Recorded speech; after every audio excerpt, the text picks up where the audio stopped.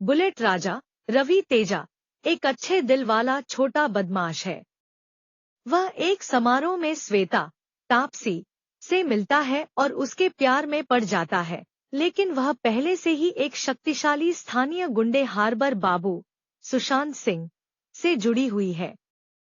एक दिन श्वेता के डांस मास्टर विद्या बालन ब्रह्मानंदम का उपयोग करते हुए राजा और श्वेता बाबू से दूर एक पहाड़ी की चोटी पर पहुंचने के लिए भागने का प्रबंधन करते हैं, लेकिन बाबू उन्हें ट्रैक करते हैं और राजा द्वारा बुरी तरह पीटा जाता है।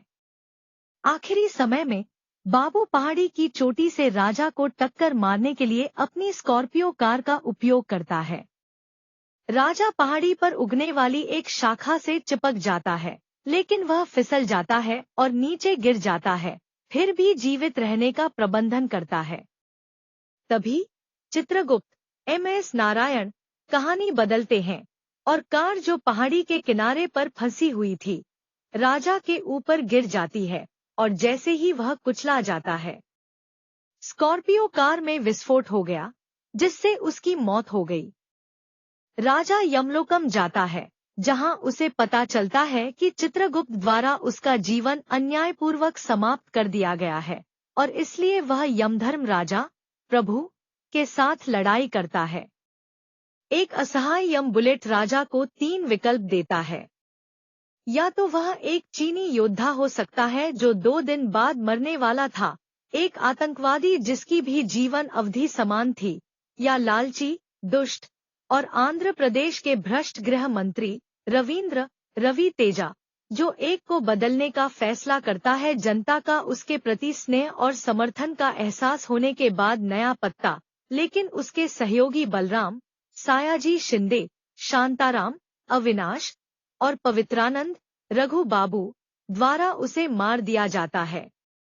इस प्रकार राजा रविंद्र में प्रवेश करने का फैसला करता है, जो उनमें से सबसे सामान्य लग रहा था। राजा के रविंद्र के शरीर में प्रवेश करने के बाद उसने रविंद्र के हत्यारों की पिटाई की और उन्हें यमकिंकरों भगवान यम के सेवक की मदद से मार डाला। शांताराम बलराम और पवित्रानंद को धोखा देकर उनकी संपत्ति हड़प ली और उन्हें सलाखों के पीछे फेंक दिया और राजनीतिक पारिस्थितिकी तंत्र में सुधार किया।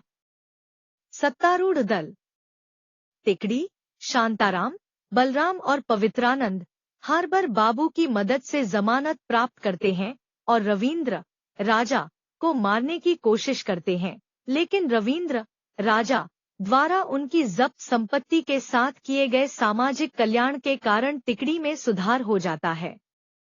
हार्बर बाबू को गिरफ्तार कर लिया जाता है और जब रविंद्र राजा घर जाने वाला था तो उसे एक मजदूर ने गोली मार दी थी, जो रविंद्र के जीवित होने पर किसी दुर्घटना के कारण न्याय पाने में सक्षम नहीं था। रविंद्र राजा अपने अच्छे कामों के कारण जीवित रहता है, जो उसने शुरू से किया था।